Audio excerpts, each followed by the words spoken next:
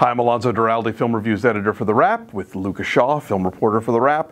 And opening this week is Luc Besson's latest, Lucy, starring Scarlett Johansson as a young woman who finds herself with the ability to use 100% of her brain.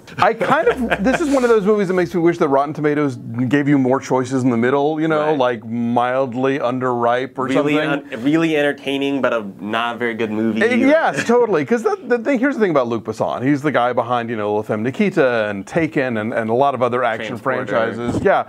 I don't know that his movies are good, but they're never dull. I mean, if you're going to give us a character who basically becomes sort of omnipotent in a weird way, it becomes less interesting that she's being pursued by Korean gangsters, you know? Like, once you have seen to the end of the void, it doesn't really matter that old boy is after you with a gun.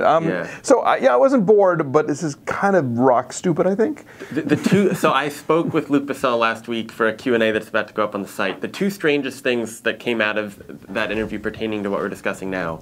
One, that he really views this movie as having like a philosophical existential bent. Clearly. Like not, because there are all these random existential thoughts interspersed between like ridiculous actions. There are no letters, there are no numbers, there is only time. Humans are obsessed with their own uniqueness. And two, that when I asked him, because he did make La Femme Nikita and has a history of casting women in these very strong ass-kicking roles, like how Scarlett Johansson compared to some of the other actresses, he just talked about the character and how, one, she was kind of nondescript and unspecific, which is really dumb when you're putting Scarlett Johansson in that role because she's anything but unspecific. And also that the character might as well have been a man, which...